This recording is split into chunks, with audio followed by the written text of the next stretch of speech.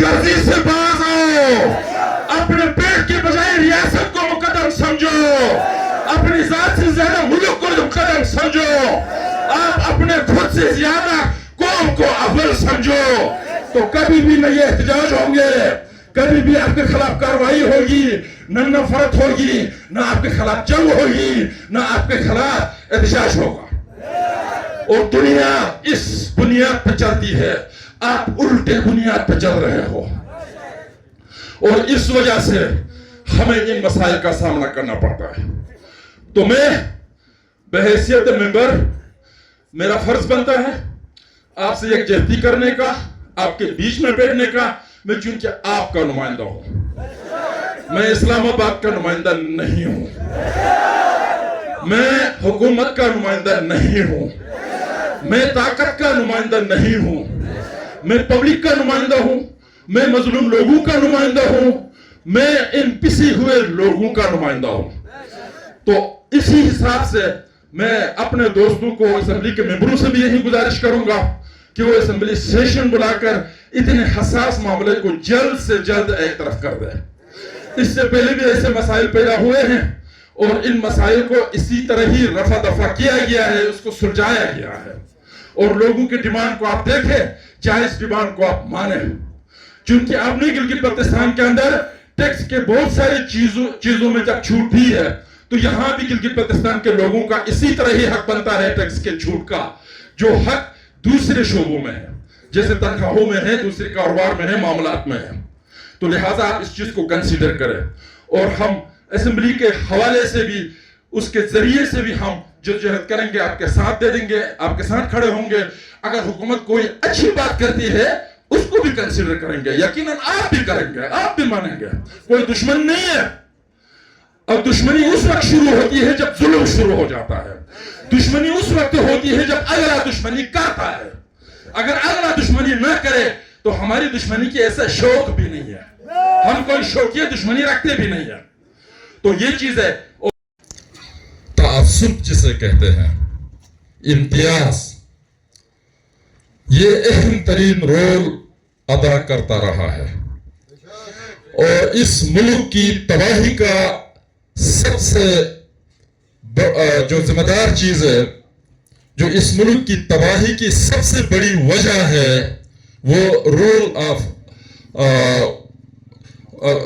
Rules का न होना और कानून की हुक्मरानी का न होना है।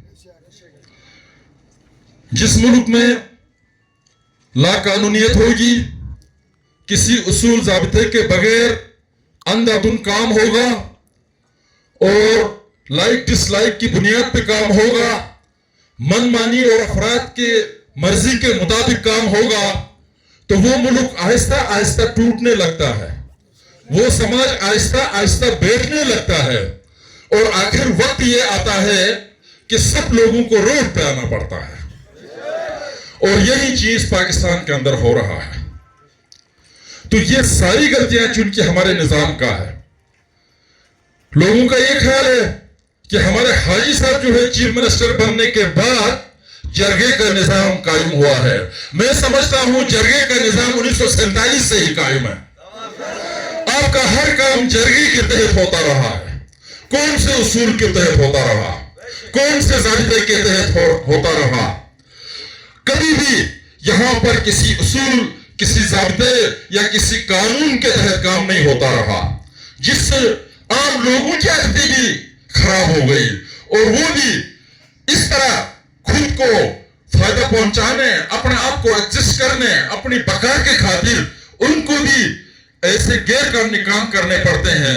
ऐसे समाज के अंदर, ऐसे सोसाइटीज के अंदर और ऐसे मुल्कों के अंदर जहां पर कानून, जहां पर उसूल, जहां पर ज़वाबित लोगों के माशी मामलात की हिफाजत नहीं कर सकती, लोगों के जान की हिफाजत नहीं कर सकती, जहां लोगों की इज्जत की तहफ़्फ़ुज़ नहीं हो सकती है, तो वहां यही होता है कि लोग पानी की तरह अपना रास्ता खुद बना लेते हैं।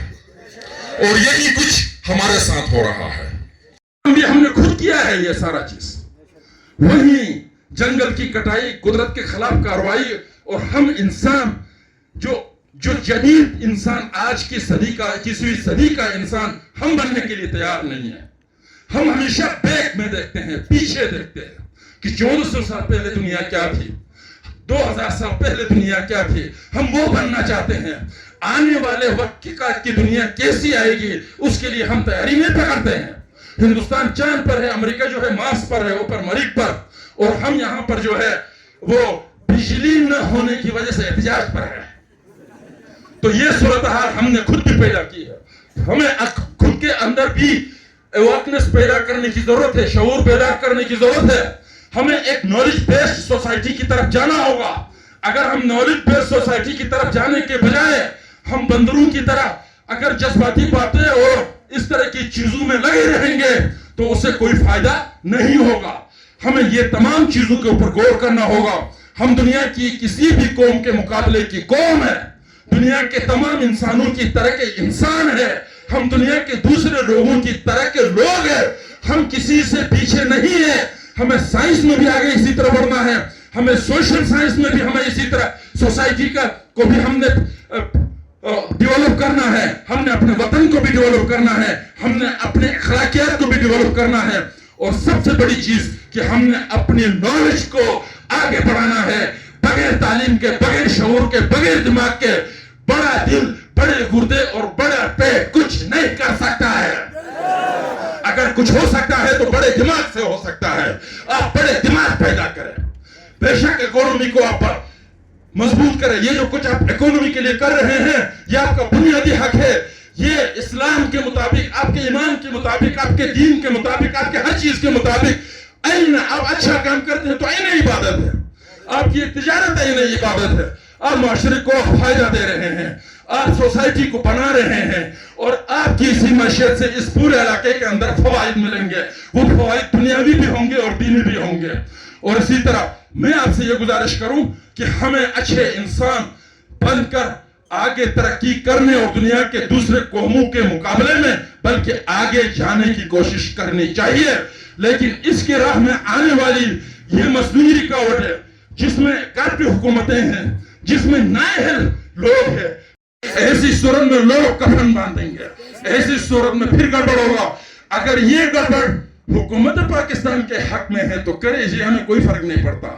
ہم نہیں سمجھتے کہ یہ ان کے حق میں ہے. یہ ہمارے حق میں ہو سکتی ہے, آپ کے حق میں کبھی بھی نہیں ہے. تو لہذا ہوش کے نہ کھولنا. Thank you. رکھے اور کوئی جذباتی بات ہو تو عمر کے اس حصے میں میں سنجیدہ بات کرنے کی کوشش کروں گا. جذباتی بات کرنے کے لیے اللہ کا بہت بڑا احسان ہے کہ ہماری قوم میں بہت لوگ پیدا ہوئے ہیں.